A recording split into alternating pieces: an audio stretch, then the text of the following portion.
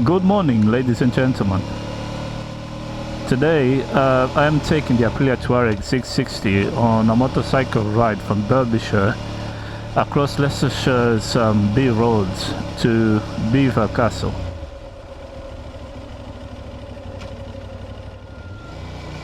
So this is a proper motorbike travel day. Hopefully a good road, an impressive destination, and one of England's strangest witchcraft cases waiting at the end of it all. 3 women from the nearby village of Botsford, I hope I'm not butchering it. Anyways, were accused of murdering the Earl of Rutland's heir using a stolen glove, boiling water, a knife, and a cat called Rutterkin. That sounds like folklore invented for a particularly ambitious ghost story, right? But it was not. The accusation was printed in 1619. 2 of the women were executed, and the family later had the claim of sorcery even carved into its sound tomb. So as usual, we point the bike towards the destination and trust the GPS to distinguish one North Leicestershire edge from another. What could possibly go wrong? Apart, of course, from the evidence already available all over this channel. Somewhere up ahead is Beaver Castle. Pronounced Beaver because, I don't know, the English took a perfectly serviceable French name and immediately decided that spelling was merely advisory. I don't know, because Belvoir, which is the actual name, anywhere else in the world, that's actually pronounced Belvoir. Belvoir means beautiful view, which is unusually honestly, advertising for this castle, because it sits high above the vale, visible for miles, and as though the building would like everybody below to remember who owns the larger house in the block, so it makes even less sense to pronounce it Beaver. But then again, as I say, we are in England. The first castle was built there soon after the Norman conquest and eventually passed to the Manners family through marriage, of all things, in the early 16th century, and the family later became Earls and eventually Dukes of Rutland. So if you are wondering why the Dukes of Rutland live in Leicestershire, congratulations, because your geography is functioning perfectly. British aristocratic titles apparently are under no obligation to do the same. But the family we are following today did not live in the castle's current 19th century form. In the early 17th century, Beaver was the home of Francis Manor, back then the 6th Earl of Rutland. John, Flower, and their daughters, Margaret and Philippa, lived nearby in Botsford and worked for the Rutland household. According to accounts published after the trial, Margaret became a resident servant at the castle, helping with the poultry and stuff like that. Later, the Flowers lost their positions following accusations of theft and a series of disputes with other members of the household. In other words, they were unpopular, even amongst the servants. Whether those accusations were true, it's another question. The account describing them was written after the woman had already been condemned, and it was not particularly interested in giving the defense equal space. So in 1613, the Earl's eldest son and heir, Henry Lord Roos, from now on let's just call him Lord Roos, died after prolonged illness. Suspicion turned towards the dismissed servants, and this was Jacobean England. Witchcraft would carry the death penalty very easily, and King James himself had written a book explaining why demons and witches should be taken seriously. So a dead aristocratic child 3 unpopular women, and a king with a professional interest in demonology. And what was the alleged murder weapon? It wasn't poison, it wasn't a blade, it was a glove. Well, at least there are no fords on today's route. I mentioned that only because optimism has always worked so well for me.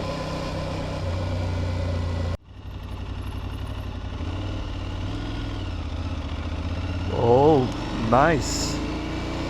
A gravel road.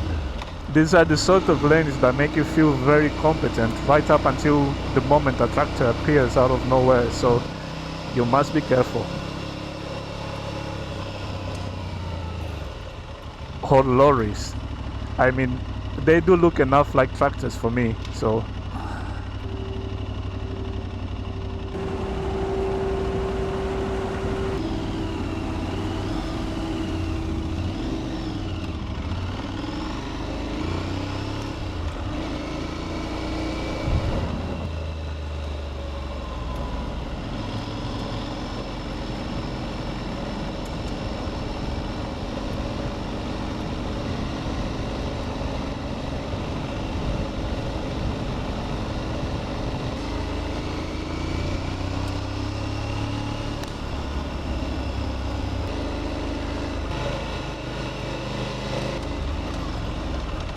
Oh, careful.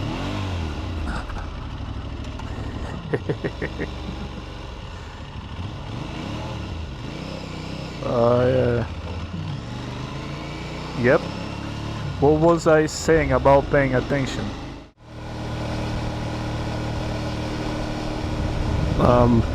North Leicestershire is pleasant countryside, but oh god, the repetition. If I were not using the GPS, I would swear we had been riding in circles for the past 20 minutes or so. Because you may think that it is the same hedge right there in front of us. I did too. The first 3 times I saw something like that.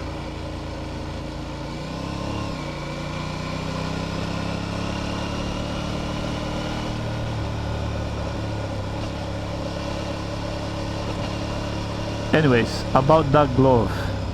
According to Margaret Flower's examination, her mother sent her into Beaver to obtain the right-hand glove of Lord Roos. Margaret allegedly brought it home and gave it to Joan. Joan then struck the glove along the back of her cat, Rutterkin, dipped it in hot water, repeatedly pricked it, and then buried it into the ground. As the glove rotted, the story claimed, so would the child's liver. The pamphlet, where most of this story is still kept, claimed that Lord Roos fell ill within a week of the ritual and was thereafter tormented by the sickness that eventually killed him. If you are now thinking that a glove, a cat, and a buried piece of leather sound like surprisingly weak evidence of murder, remember that 17th century forensic science had not yet discovered fingerprints or anything like that, but had a very developed and tremendous confidence in cats. The surviving account is mainly a sensational pamphlet published in 1619. It contains examinations and alleged confessions, but it also begins from the position that witchcraft was real and that women were guilty. It is evidence of what people claimed. It is not a neutral record of what actually happened. I think that's what I'm trying to say.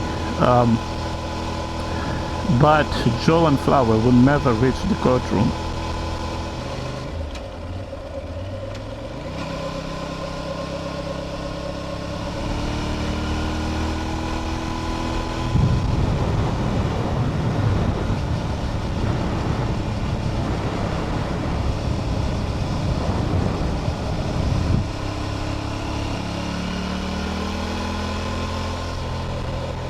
And there it is, up there in the top of the hill. I don't know if you can see it. Maybe I can zoom it, but that's Beaver Castle. Even from here, it looks less like somebody's home and more like somebody instructed an architect to make absolutely certain that the neighbors felt completely inadequate. The castle we see today was largely rebuilt much later, but this hill,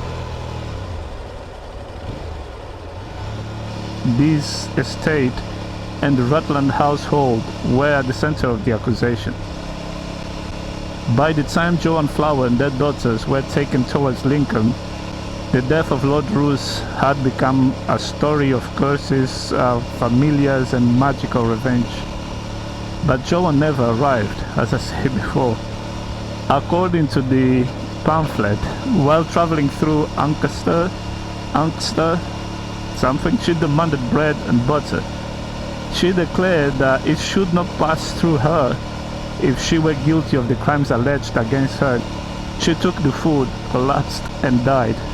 So to the people telling the story, that was divine judgment. To a modern audience, it may look rather more like a suspiciously convenient ending supplied by the same account that already regarded her as guilty.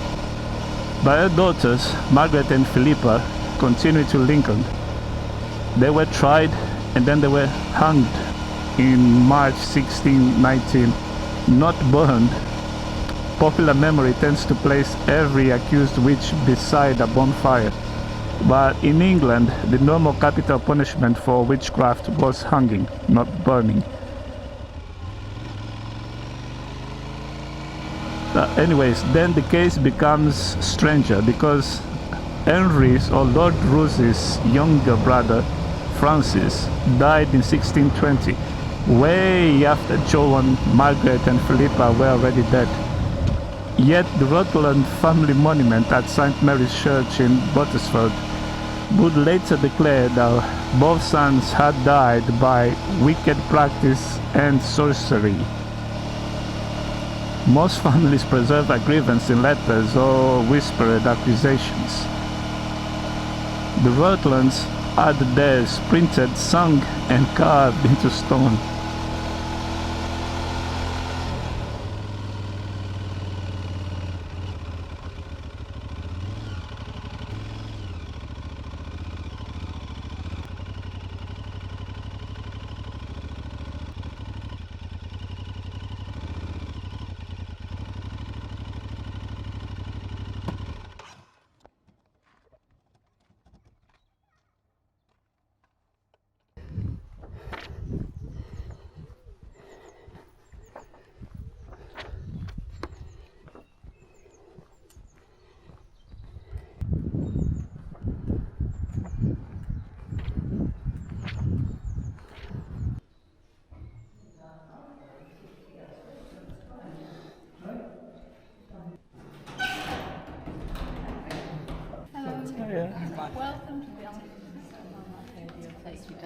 Welcome to Beaver Castle.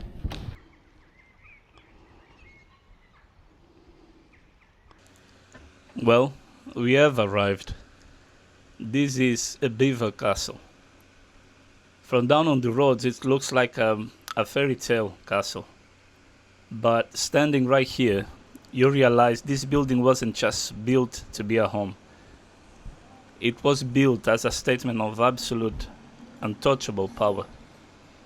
And 400 years ago, that power was turned completely against three local women, Joan, Margaret, and Philippa Flower.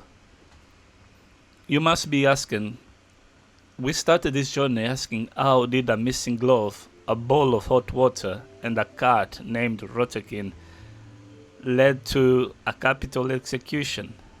Well, the answer isn't found in magic. It's found in human grief and political fear. Think about the Earl of Rutland, Francis Manners. He was one of the wealthiest men in England, yet he had to watch his eldest son and heir wither away from a mysterious illness. Today, we know child mortality was a cruel reality of of the 17th century England. But to a grieving, powerful earl, a sudden death couldn't just be bad luck. It had to be malice. It had to be something else. And then you look down the road at the flower woman. They were poor. They were recently dismissed from the castle itself. And they were deeply unpopular amongst the other workers. In an era where King James I was actively hunting witches, the flowers were the perfect scapegoat. The glove ritual, the cat, the curses, they weren't fact. They were the desperate confessions of terrified women, likely extracted under intense pressure, fed to a public already starving for a scandal. But here is the real payoff of the story, and the piece that exposes the whole machinery of fear. Joan Flower died on the road to her trial. Her daughters, Margaret and Philippa, were hanged in March 1619. The witches were dead, the threat was gone, yet just 1 year later, the Earl's second son, Francis, also fell ill and died. So if the witches were already dead and buried, how could they still be killing his children? A normal prosecution would fall apart. Not that it matters because they were dead already, but the narrative of blame was already too strong, too powerful to stop. Instead of admitting they were wrong, they simply extended the curse to the next kid. And that is the true conclusion of this journey. Most history is written by the survivors. But this specific history was written by the billionaires of the 1600s.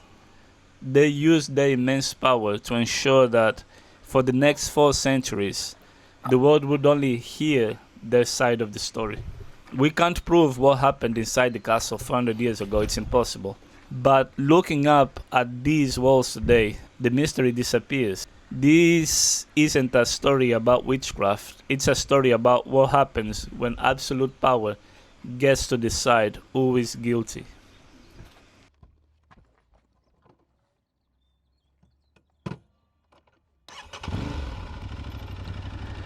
And well, ladies and gentlemen, that was Beaver Castle. An impressive place, a beautiful view. So, what do you make of the flower woman? Were people genuinely convinced that they had killed a child through magic? Or was an unexplained family tragedy interpreted through the beliefs of the time, and that's it? Or were 3 lower status women destroyed by a story that a powerful household could tell far more loudly than the woman could challenge it? One part is not uncertain though. Henry, Lord Roos, died. Joan Flower died while being transported to Lincoln. And Margaret and Philippa Flower died by hanging. That is what stays with me the most. Not the cat, not the glove, not even the alleged curse. It is how quickly suspicion became confession.